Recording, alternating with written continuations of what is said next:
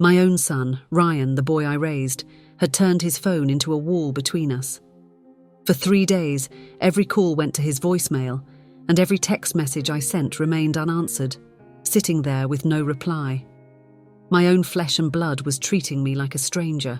Friend, before I go on, let me ask you, would you do me a kindness? Tap subscribe so you don't miss what comes next, and tell me in the comments where you're listening from. It helps me see just how far my story reaches. It hurt more than a slap. Just last month, he was right here in my kitchen, laughing. He'd said, "Mom, you make the best meatloaf in the whole country." We were close, we always were. Now, there was just nothing. I'd walk past the phone in the living room and feel a knot in my stomach. The mailman would wave, and I'd just nod, feeling ashamed, like everyone in the neighborhood could see my heartache. I left another message, my voice trembling. "Ryan, honey, it's Mum.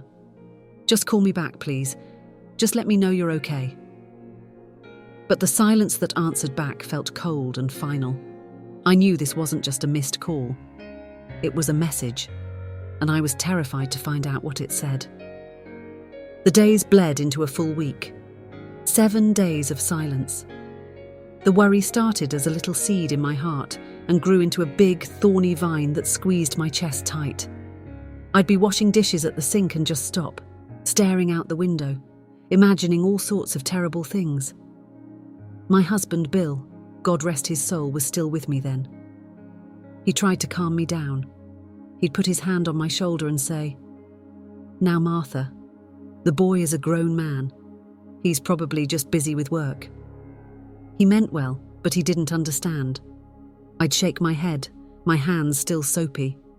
"No, Bill, this is different. He always calls back." I couldn't explain it, but a mother knows. It's a feeling deep in your bones, a little alarm bell that no one else can hear. Mine was screaming. I'd see other mothers with their sons at the grocery store and have to turn down another aisle so they wouldn't see the tears in my eyes. Bill thought I was losing my mind, but I knew I wasn't. I knew something was deeply, terribly wrong inside my son's home. After a week of calling, someone finally picked up. But it wasn't his voice, it was her. Ashley, my daughter-in-law. Her voice was smooth like honey, but it felt just as sticky and fake. "Oh, Martha, so lovely to hear from you," she said, her tone a little too bright. My heart was pounding so hard I could barely speak. "Ashley, is Ryan there? I've been so worried." There was a little pause, just long enough for me to know a lie was coming.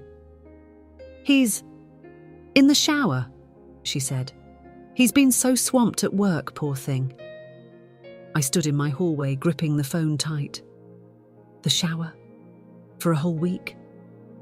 I wanted to scream, but I kept my voice steady. "Please, just have him call me, it's important." She said, "Of course, I'll be sure to tell him." But the way she said it felt like she was locking a door right in my face. She was lying, and every part of me knew it. But why? Why was my daughter-in-law keeping my own son away from me? I didn't let her hang up. Something inside me, a mother's instinct, just wouldn't let go. I gripped the phone tighter. "Ashley, that's not a good enough answer. I've been calling for a week. Put my son on the phone right now." Her sugary voice disappeared, and what was left was cold and hard, like a stone. "There's nothing to talk about, Martha," she said. My breath caught in my throat. It felt like the warm, safe floor of my own living room had suddenly turned to ice. What do you mean?" I whispered. I heard her take a slow breath on the other end, a sound that held no kindness at all. "I mean," she said, her voice perfectly calm, "that I told Ryan it was for the best if we cut contact. All this calling and worrying. It's not good for him. It's better for everyone if you just stop." Her words didn't sound angry or rushed. They sounded planned, like she was reading from a script she'd practiced. How could she say that? How could she decide that a son should be cut off from his own mother? My mind just spun.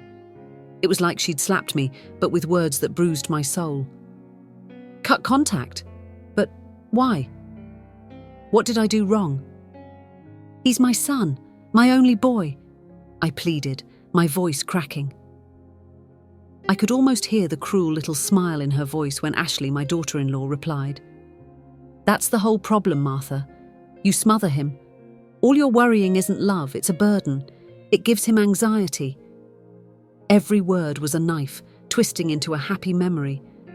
The nights I stayed up when he had a fever, the care packages I sent him in college, she was taking all that love and painting it as something ugly and sick. A burden? I choked out, feeling sick to my stomach. Loving my child is a burden. Your kind of love is, she said, her voice sharp and clinical, like a doctor giving bad news without a speck of feeling. He has his own family now. Me. And your constant need for attention isn't healthy for us. She was turning my love into a crime, and the silence from my son was his verdict. I was begging now. Shame burning my cheeks. All my pride was gone. I just wanted to hear my son's voice. Please, Ashley, just for a minute, let me talk to him. I just need to hear he's okay. My plea hung in the air, weak and useless. Ashley's voice dropped, becoming quiet and final. It was the most awful sound I had ever heard. He's finally at peace, Martha, she said, as if she were talking about someone who had passed away. He is calm and happy without all this drama. A good mother would want that for him. And then, before I could even take a breath to argue, to scream, to say anything at all, there was a sharp click. The line went dead. I stood there in the sudden, loud silence, the phone still pressed hard against my ear, listening to nothing. She hadn't just hung up on me. She had pronounced a sentence and slammed the prison door shut. But what on earth was my crime? After Ashley hung up, the dial tone buzzed in my ear like an angry insect. For a minute, I just stood there in my quiet hallway, frozen.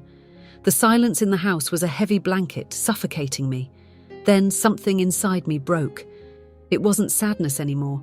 It was fire. A mother's fire. I wasn't going to sit here and let that woman erase me from my son's life. I grabbed my purse and my car keys off the hook by the door.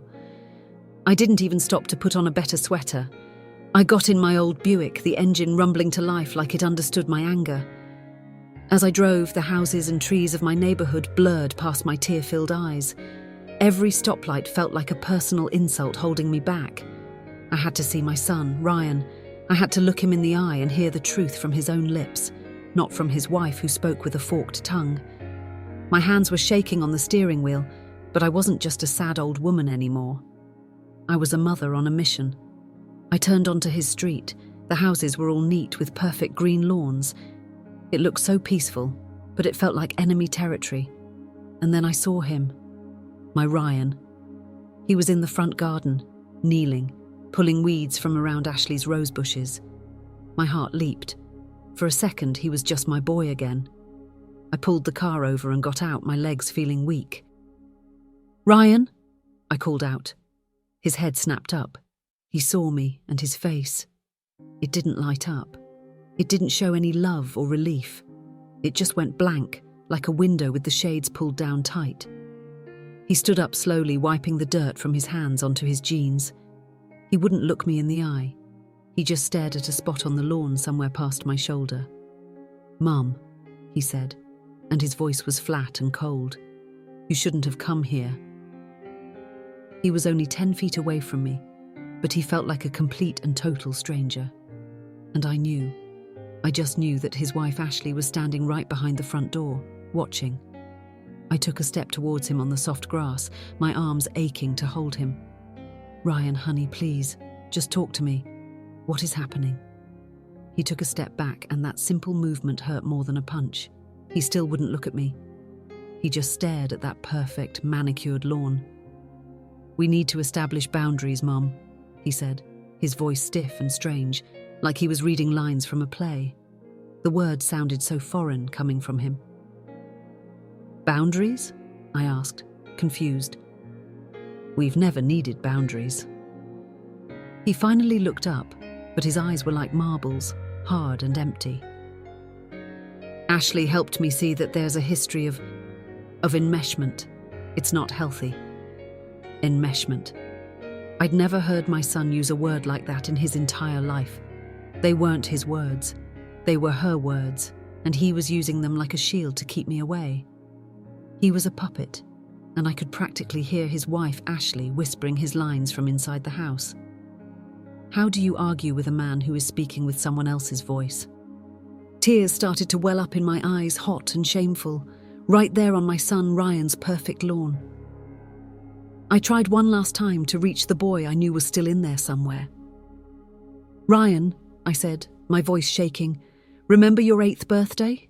When you got that bad flu and we had to cancel your party? You cried so hard, but we stayed up all night, just us, building that big Lego castle in the living room. Remember?" For a second, just a flicker, I thought I saw my boy's eyes soften. But then the front door creaked open. Ashley, his wife, stepped out onto the porch, a fake sweet smile plastered on her face. She folded her arms. "Oh, he remembers, Martha," she said, her voice dripping with false sympathy. "He remembers how you wouldn't let him just rest, how you had to turn his sickness into an activity that you could manage. It's a classic example of your need to be in control." She took a happy memory, a precious moment between a mother and her sick child, and she dipped it in poison right in front of me. And my son, he just stood there and let her do it. My head swam. I couldn't even look at Ashley. I kept my eyes locked on Ryan, pleading with him. "Ryan, is that how you see it?" He stood there, trapped between his wife on the porch and his mother on the lawn. He looked down at his shoes, then back at me, but his eyes were cold again. He had made his choice. "Mom," he said, and the word felt like ash in his mouth. "I think it's best if you leave now." The words hung in the air between us, uglier than any curse. "Leave?" I whispered, my heart shattering into a million tiny pieces. "Ryan, I drove all the way here. I'm your mother." He shook his head, a quick, jerky motion. "Please," he said, his voice flat and final. "Just go." He turned his back on me then and walked toward his wife, who put a comforting hand on his arm. I was dismissed.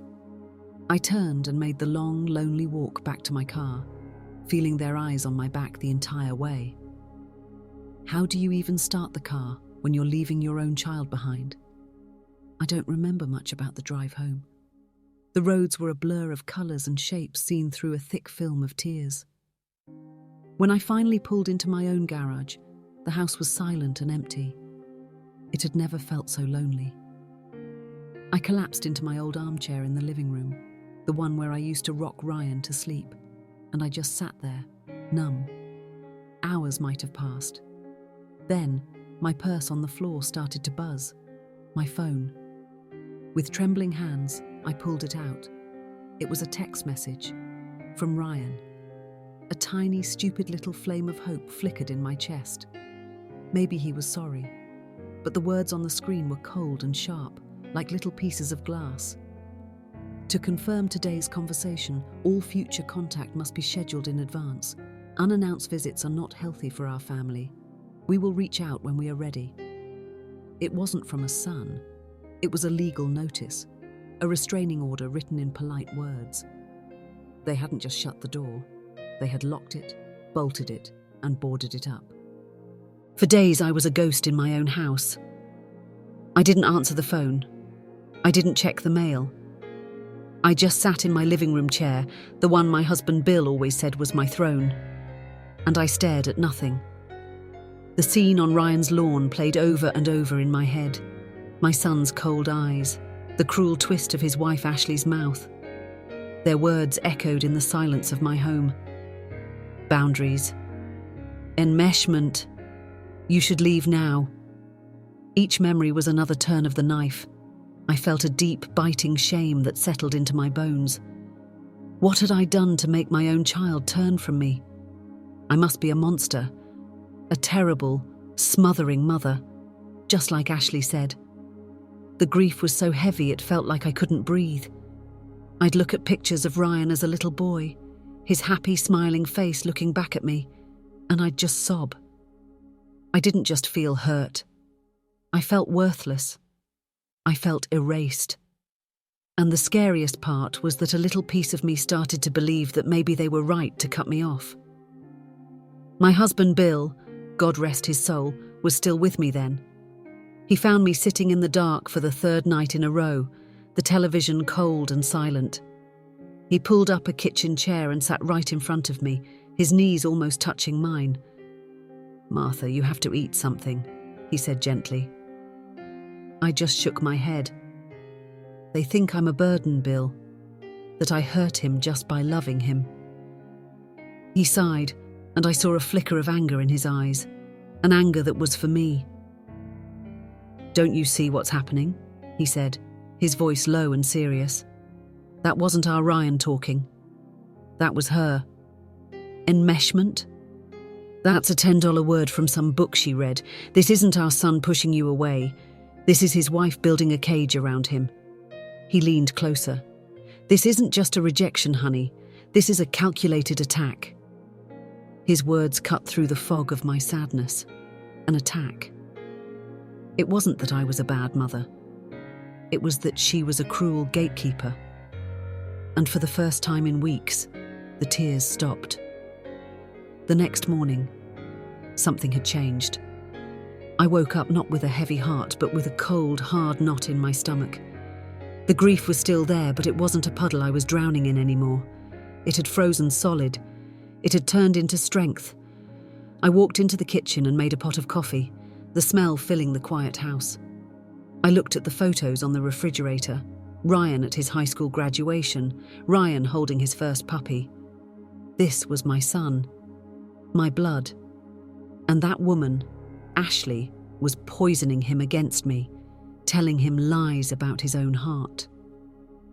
She was trying to steal him, to erase our entire life together. I took a deep, steadying breath. No more tears. No more feeling sorry for myself. They thought I would just crumble. They thought I would go away quietly like a good, dismissed old woman. But they had forgotten who I am. They had forgotten that a mother's love is the strongest thing in the world. They had started a war, and now I was going to fight back. With my new resolve, I needed a plan. I couldn't just storm back over to their house. I sat at my kitchen table with a cup of coffee, trying to think. My eyes landed on an old photo album on the bookshelf. I pulled it down, and the first picture I saw was of my son Ryan and his best friend Matt, covered in mud and grinning in our backyard. They were inseparable back then, like brothers. And then a memory hit me so hard it felt like a physical blow. About 6 months after Ryan started dating Ashley, he came home and told me he and Matt weren't friends anymore, just like that. No fight, no big reason, just done. At the time, I thought they had just grown apart. But now, remembering what my husband Bill said, I saw it clearly. It wasn't a drifting apart, it was a cutting away. Matt was the first one she took from him. I went to the old computer in the study, my fingers clumsy on the keyboard. I typed Matt's full name into the search bar online, and after a moment his face popped up. Older, with a kind wife and a little girl, but it was him. My heart hammered against my ribs as I stared at the picture of Matt and his family. He looked like a good man, a happy man. What was I supposed to say to him after all these years? "Hello. Your old best friend's mother thinks his wife is a monster." I felt foolish. My hands trembled as I clicked the button to send him a message. I typed and deleted. The words wouldn't come out right. Finally, I just decided to tell the simple truth. "Hello, Matt," I wrote. "This is Martha, Ryan's mum. I know it's been a very long time and I'm so sorry to bother you. But I'm very worried about Ryan. His wife, well, she won't let me speak to him. I just needed to ask someone. Do you know if he's all right?" I read the message over and over. It sounded so desperate, so weak. But it was all I had. I took a deep breath, closed my eyes and clicked the send button. The little message sat there on the screen, a tiny paper boat I'd pushed out into a giant unknown ocean. I didn't even have time to get up from the computer chair. My breath was still caught in my throat when a little notification popped up on the screen. He had replied. Instantly. My hands were shaking so bad I could hardly click on it. I leaned in close to the screen, my heart pounding. The message from Matt, the boy I hadn't spoken to in a decade, lit up the screen. Martha, I am so glad you messaged me. I always knew this day would come. No, he is not all right. What Ashley did to me and my family is exactly what she is doing to you now. She isolates him. We need to talk. I will tell you everything you need to know. Tears streamed down my face as I read the words. But these weren't tears of sadness. They were tears of pure, powerful relief. I wasn't crazy. I wasn't a bad mother. And most important of all, I wasn't alone anymore. Ashley had built a fortress around my son, but Matt's message was the secret key to the gate. We met in a quiet corner of a small coffee shop downtown. When Matt, my son's old friend, walked in, I saw the same kind eyes I remembered, but they were clouded with an old sadness. After we ordered our coffees, he didn't waste any time. Martha, what she did to you is from the same playbook she used on me, he said, his voice low. I leaned in, my heart aching. She started with little lies, Matt explained. She'd tell Ryan I was making fun of him behind his back, or that my wife didn't like her. She twisted everything. I felt a chill run down my spine. She told Ryan I was a burden to him, I whispered. Matt nodded grimly. See? She told him I was a bad influence holding him back. Then came the big words like toxic and boundaries. It was a slow poisoning. By the end, Ryan was so confused he didn't know who to trust. He looked me straight in the eye, his own pain reflecting mine. She didn't just break up a friendship, he said. She rewrote his memory of it. I had to wonder, what precious memories of me had she rewritten in my son's mind? Matt took a sip of his cold coffee, his mind clearly working. Listen, I wasn't the only one, he said, pulling a napkin from the dispenser. A year after she got rid of me, she did the same thing to David Carter. They were roommates in college. He wrote the name and a phone number on the napkin and slid it across the table. He won't mind you calling. I think he'd want to know he wasn't the only one. That afternoon, I sat in my quiet house, staring at the number on the napkin. My hands trembled as I dialed. A man's voice answered. Hello, David. My name is Martha. I'm Ryan's mother. There was a long silence on the other end. Then David spoke, his voice tight with surprise. Wow. Is he okay? I took a shaky breath. That's why I'm calling. His wife, Ashley? He cut me off. Let me guess, David said, a bitter laugh in his voice. She told him you were trying to control him, that your love was unhealthy, because that's the exact story she told him about me. It was the same song, just a different voice singing it. That night I didn't sleep. But for the first time in weeks, it wasn't because of grief. It was because of a cold, clear anger that burned like ice in my veins. The next morning, I went to the pharmacy and bought a simple blue spiral notebook and a pack of black pens. I sat down at my kitchen table, the sun streaming in, and I opened it to the first page. At the top, in neat block letters, I wrote, a timeline of deceit. I started with Matt 10 years ago. I wrote down the lies Ashley told, the words she used, bad influence, boundaries. Then I wrote David's name. A year later, the same lies, controlling, unhealthy. I thought back, racking my brain for other people who had just disappeared from Ryan's life. His cousin Sarah, who he used to be so close to. A co-worker named Jim he always talked about. One by one, I added their names to the list, creating a map of her destruction. This wasn't a diary of my sadness anymore. This was my evidence book. Ashley thought she had buried her secrets, but I was digging them all up. Filling the pages of that blue notebook changed something inside me. With every name I wrote down, with every date I remembered, a piece of my old self came back. The fog of grief and shame started to lift, and in its place was a sharp, clear purpose.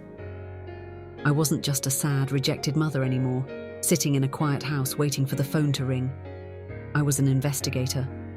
I was a historian, putting together the broken pieces of my son Ryan's life before his wife, Ashley, shattered it. I would get up each morning, make my coffee, and sit with my book of evidence. It gave me a reason to get out of bed. The power wasn't in their hands anymore. It wasn't about what they said or did to me. The power was here, in the facts, in the truth. This notebook was my shield. And with every new piece of the puzzle I uncovered, I felt my strength growing. Ashley may have taken my son's voice, but she couldn't take my mind. She was a careful planner, but I was becoming one too. My notebook held the story of her past. Now it was time to find out what she was doing in the present. My next step took me back to the computer in the study. I went online to my son Ryan's social media page. At first glance, everything looked perfect.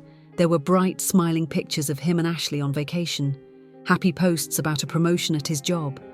It looked like the life of a happy man, but a cold feeling in my gut told me to look closer. I clicked on his list of friends. I typed in Matt. Nothing. I typed David Carter.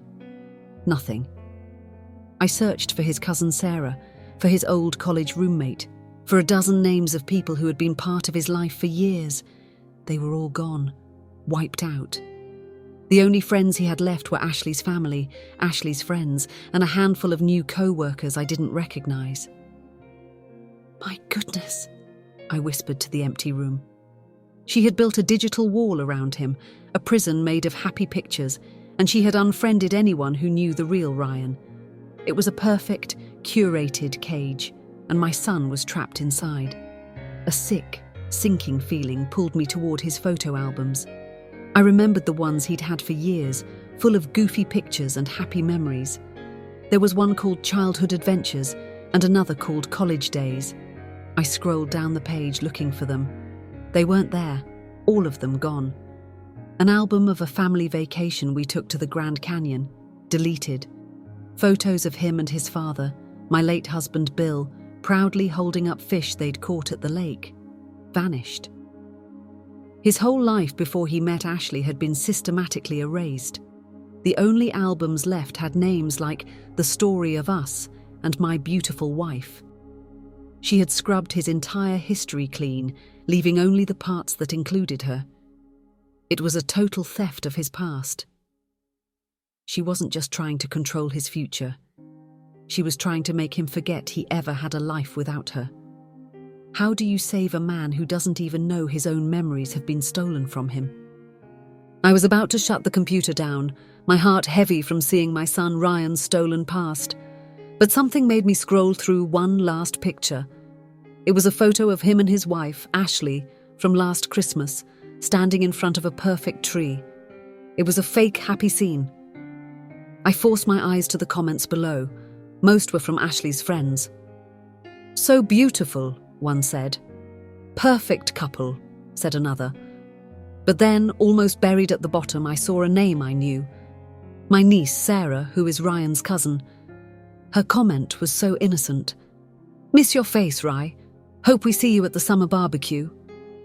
My breath caught in my throat when I read Ashley's reply directly beneath it. "He's so busy with his real family now, but we appreciate the thought." The message was clear. It was a warning shot, a polite, "back off." Sarah had tried to reach out, and Ashley had slapped her hand away in front of everyone. But she hadn't deleted her yet.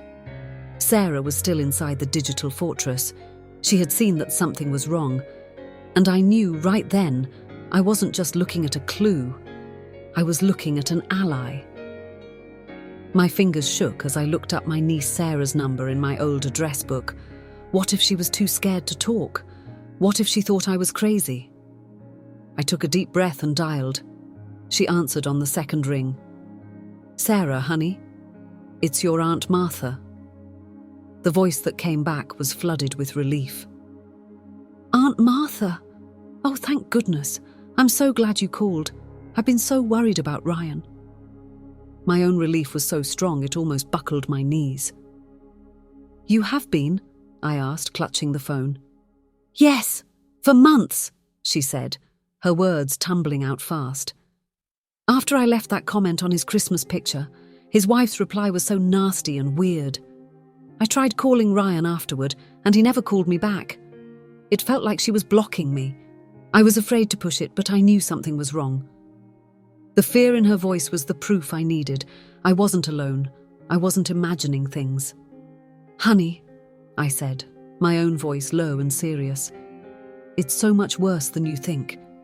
She's trying to erase all of us." There was a sharp intake of breath on the other end of the line.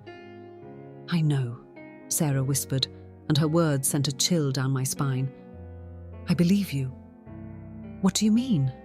I asked, sitting down heavily in my kitchen chair.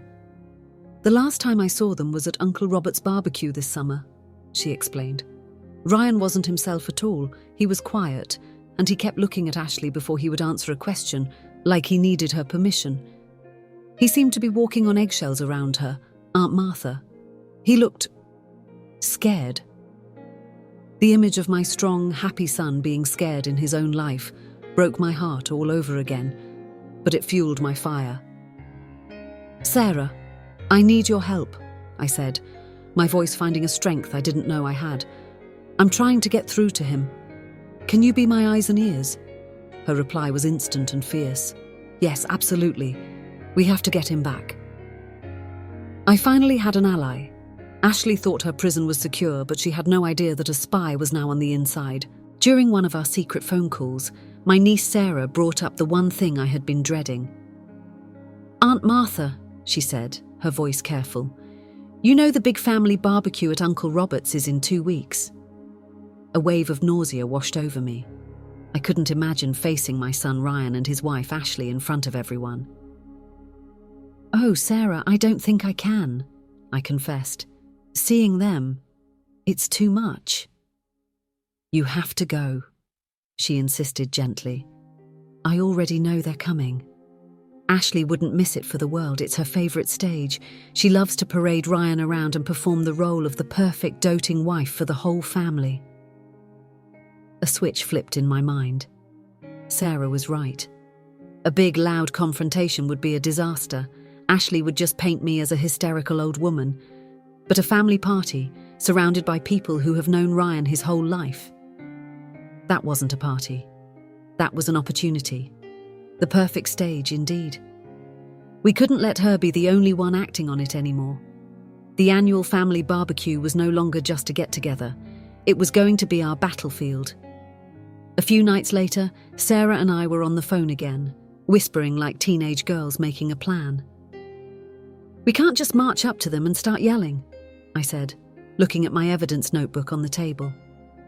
"She'll lie, Ryan will get defensive, and we'll look like we're crazy." "Exactly," Sarah agreed. "So we don't confront them. We set a quiet trap, a truth trap." I was confused. "What do you mean, honey?" "We get other people she won't expect, to ask simple questions," Sarah explained, her voice excited. "I'll ask Aunt Carol to bring up Matt, Ryan's old friend.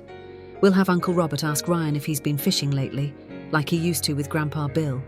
Innocent questions about his own memories." The simple genius of it hit me like a ton of bricks. We wouldn't be attacking. We would just be reminding Ryan of the life he had before her. We would make him face his own stolen memories, and we would watch to see how Ashley reacted when she couldn't control the conversation. The trap was designed. All we had to do now was wait for the party. The week of the barbecue, I was a bundle of nerves. I was on the phone with Sarah, going over our plan one last time, when her voice suddenly got very serious. "Aunt Martha, there's something else," she said, and I heard the worry in her tone. "I talked to Aunt Carol this morning to confirm she was ready. She is, but she told me something." I gripped the phone tighter. "What is it?"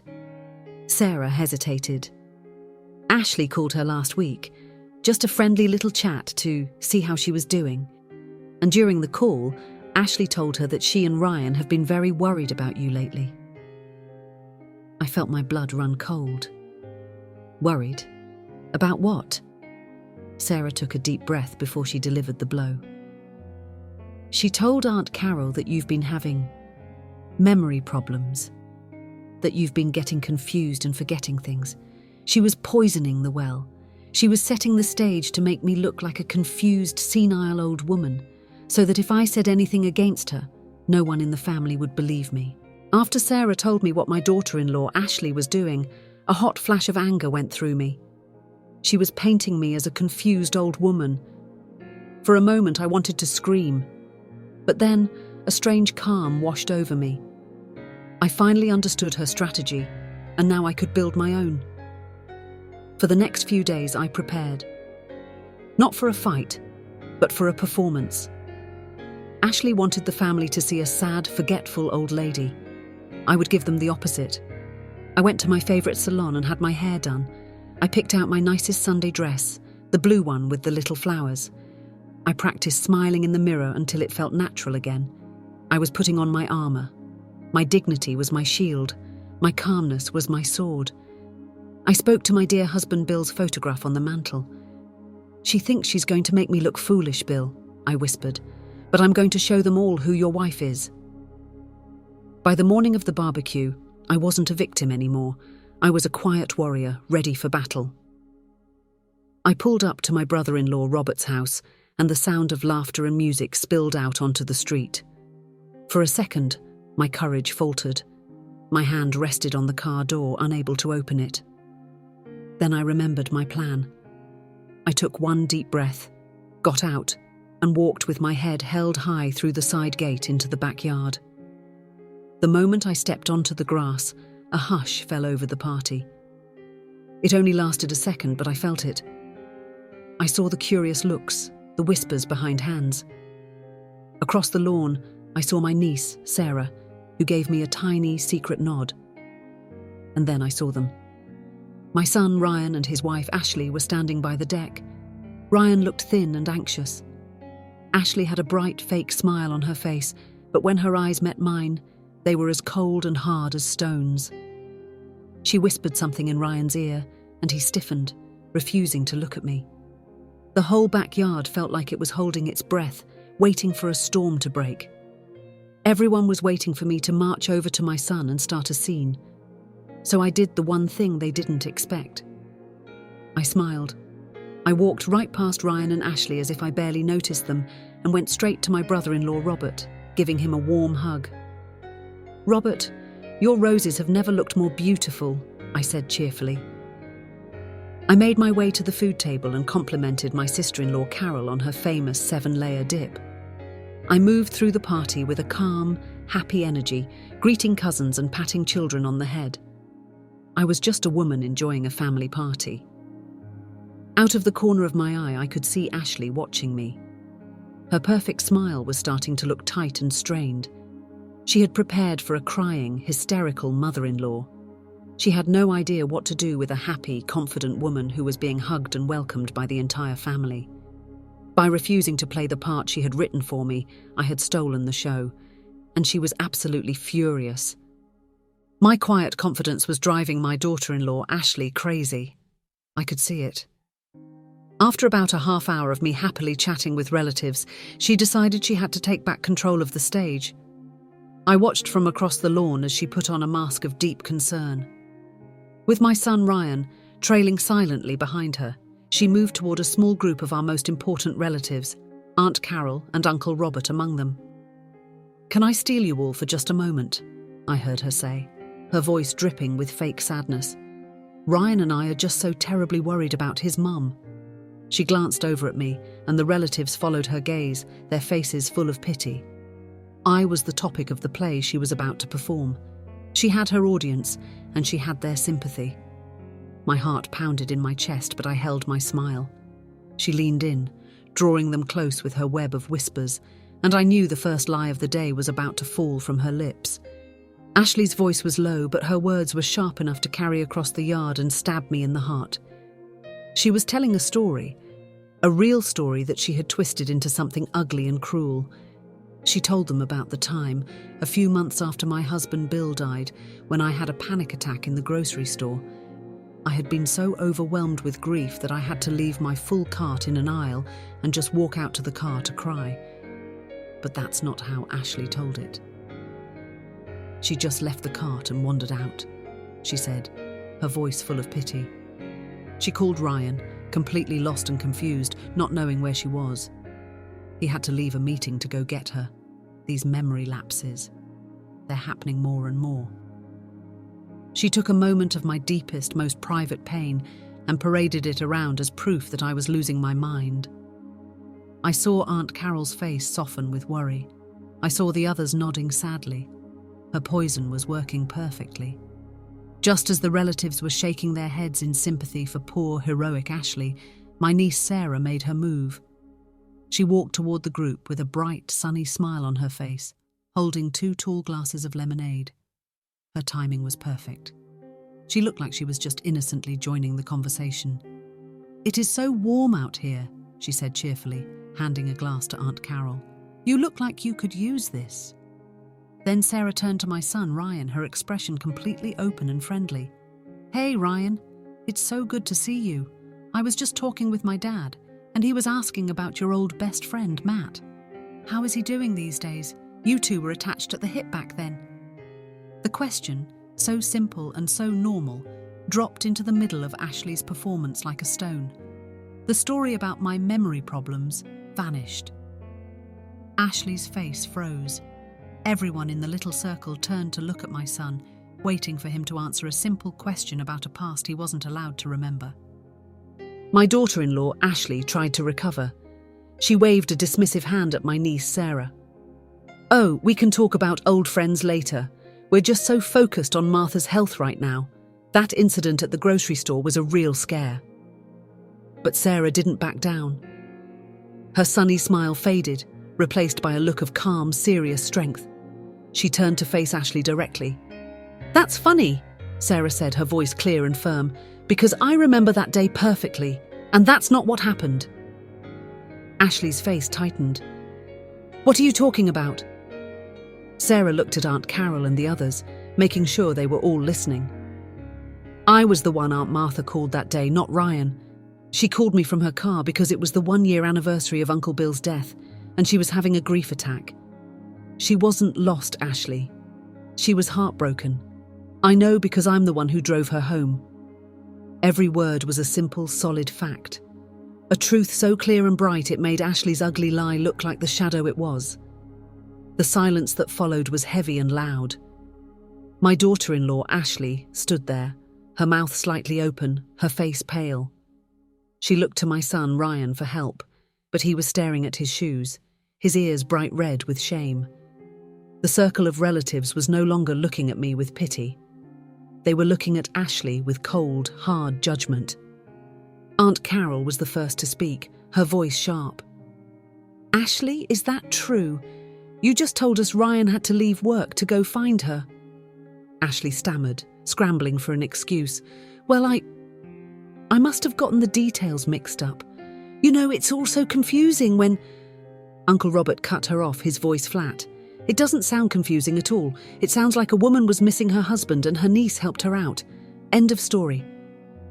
Her lie had completely collapsed. There was no way to fix it. She stood there, exposed and humiliated, as our relatives one by one turned their backs on her and walked away, leaving her all alone. Her performance was finally over.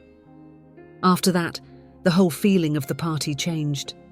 The air was still tense, but now Ashley was the one being avoided, left in a corner with a shell-shocked Ryan. People who had been keeping their distance from me all day were suddenly coming over to squeeze my arm and offer me a drink. Aunt Carol brought me a plate of food, her eyes filled with a silent apology. "Martha, I'm so sorry," she whispered. "We should have known better."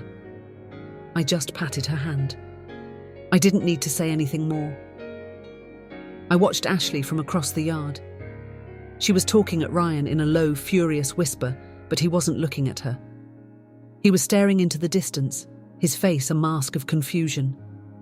After a long moment, his eyes lifted and scanned the crowd until they locked with mine. For the first time in months, I didn't see a stranger.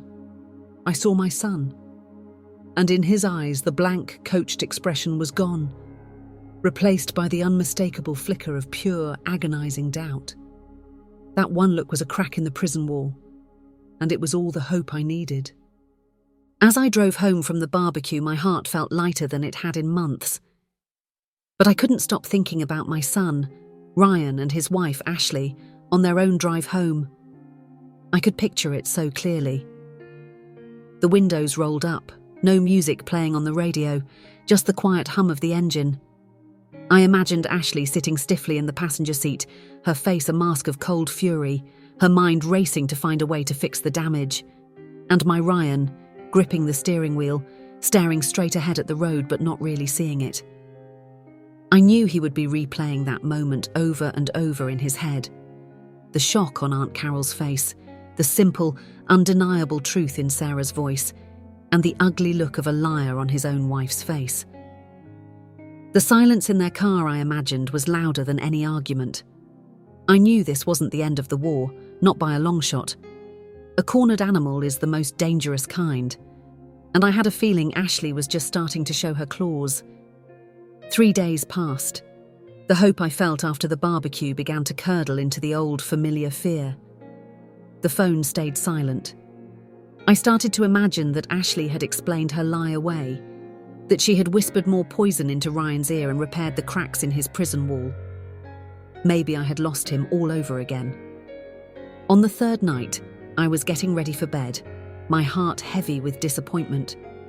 Just as I reached to turn off the lamp, my cell phone on the nightstand buzzed. It was a text from a number I didn't recognize. My hands trembled as I opened it. There were only a few words on the screen, but they knocked the wind right out of me. "Mum, it's me. Are you awake?" It was him. It was Ryan. After all this time, after being blocked and shut out, my son was reaching out to me from a secret phone. My fingers could barely type the word, but I finally managed to send it. "Always." As the message delivered, a new wave of fear washed over me. What would Ashley do if she ever found out? My phone buzzed again instantly. I held my breath as I read the new message from my son, Ryan. "Can't talk on the phone. She might have a way of listening. Can we meet?" My heart ached for him. He sounded like a prisoner, afraid to even speak freely. "Anytime, anywhere, honey," I typed back, my tears blurring the screen. The reply came a moment later, and it was a message from a part of his life that his wife, Ashley, couldn't touch. "The old Skylight Diner on Highway 9. The place we always went after your doctor's appointments. Tomorrow at 10 in the morning. Please come alone, don't tell anyone." The diner. Our place. He was calling for help by reminding me of a time before her. I lay awake all night, staring at the ceiling. My boy was finally ready to talk, to listen. This was the moment I had fought so hard for.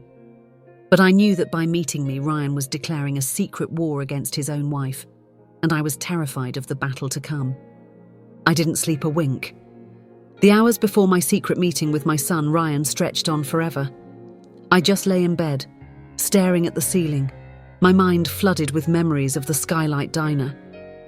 I could see him as a little boy, sitting in one of those red vinyl booths, happily dunking a French fry into a chocolate milkshake after getting a shot at the doctor's office. He'd always been so brave. These were the simple, happy memories his wife Ashley had tried so hard to erase. I thought about what I would say to him. Part of me wanted to show him my notebook, to lay out all her lies like a prosecutor in a courtroom. But my heart told me that wasn't what my son needed. He didn't need anger or proof. He just needed his mum. He needed to feel safe. I got to the diner a half hour early, my hands trembling as I slid into a booth in the back corner. The place smelled of coffee and old memories. I stared at the door, my heart leaping every time it opened, waiting to see the face of the boy I was so desperate to save. He looked older when he walked in, and so terribly tired. The circles under his eyes were dark, and he moved like a man carrying a great weight on his shoulders. My son, Ryan, slid into the booth across from me, his eyes fixed on the salt shaker. "I told her I had an early work meeting," he whispered, his voice hoarse. He finally looked up at me, his eyes full of pain. "Mum, that story Ashley told at the party, about the grocery store. It was a lie, wasn't it?" "Yes, honey, it was," I said gently. He squeezed his eyes shut. When Sarah said that, it was like a light went on. I started thinking about Matt and David and everyone else. She always had a reason why they were gone, why they were bad for me. She told me you all abandoned me. He finally broke, his voice cracking. "She checks my phone every night, Mum. She knows all my passwords. I have to give her my paycheck. I think she tracks my car. I'm so scared of her." The terrible truth of his life spilled out onto the table between us. I reached across and took his trembling hands in mine. I didn't say, "I told you so." I didn't list all the terrible things his wife, Ashley, had done. I just held on to him, letting him know he wasn't alone anymore. "This is not your fault," I said, my voice firm. "You loved someone who showed you a mask, and it's not your fault you didn't see what was behind it." "But what do I do?" he choked out. "Everything is tied to her. My house, the bank accounts." I squeezed his hands. "That is just stuff, Ryan. We can sort out the stuff later. What matters is getting you back. You can come home, honey, right now. You can come home with me, and we will figure out the rest together." He looked at me, his eyes swimming with fear and a tiny, flickering flame of hope. He glanced at the door, then back to me. "Okay," he whispered, a single tear falling onto our joined hands.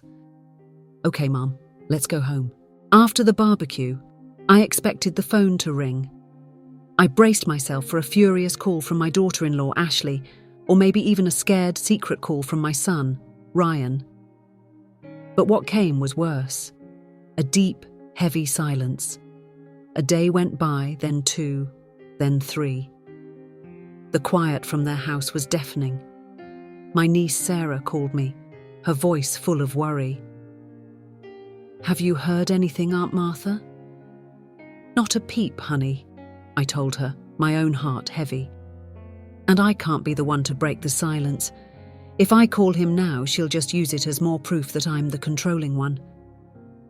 It was the hardest thing I've ever had to do, not picking up that phone. But I had to trust what I saw in Ryan's eyes.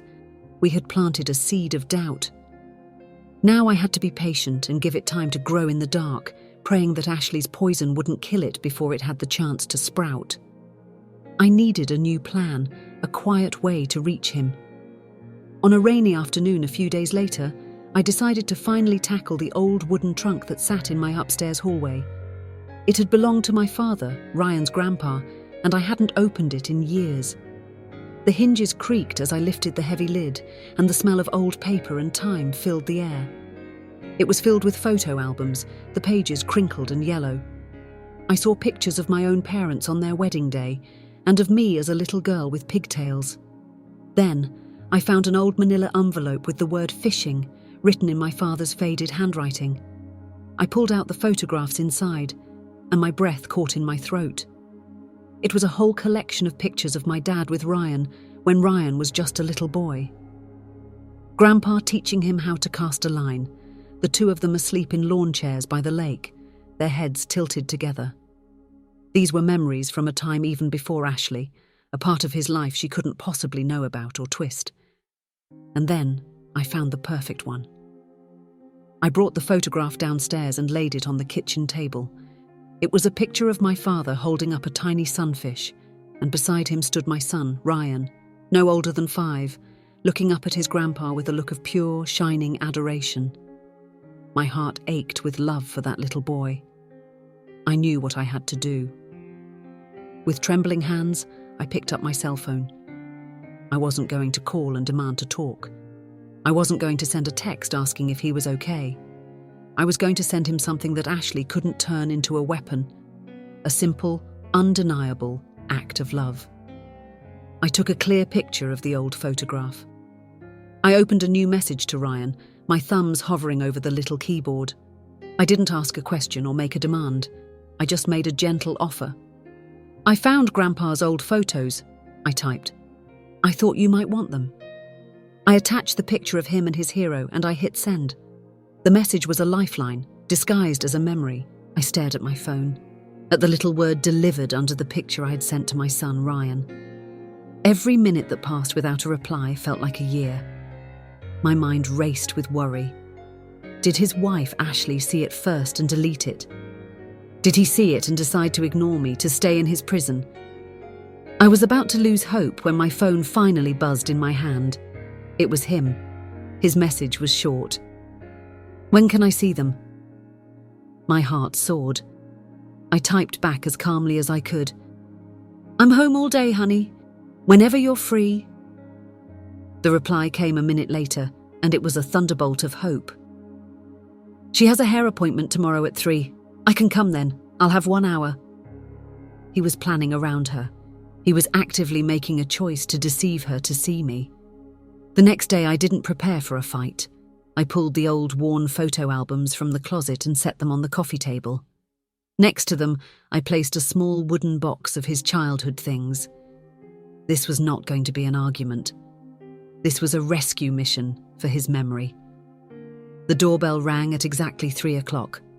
I took a deep, calming breath and opened it. My son Ryan stood on the porch looking pale and nervous. He wouldn't meet my eyes. He looked like a stranger who was afraid of what was inside my house. "Hello, honey," I said softly. "Come in." "I don't have long," he said, his voice tight as he stepped inside. He followed me into the living room, a room he had once owned with his laughter but hadn't seen in years. His eyes immediately fell on the coffee table. I could see the confusion on his face. He saw the faded covers of the photo albums and the little wooden box I had set out. He was expecting a lecture, tears and accusations about his wife, Ashley. He was prepared for a fight. Instead, I simply sat down on the sofa, patted the cushion next to me, and opened the first album to a picture of him on his 2nd birthday, his face covered in chocolate cake. He hesitated, then slowly, cautiously, he sat down beside me. We didn't speak. We just turned the thick, crinkly pages of the photo album together.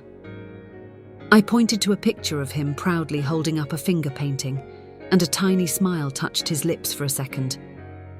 After a few minutes, I gently pushed the small wooden box toward him. "I kept a few of your things," I said quietly. He lifted the lid.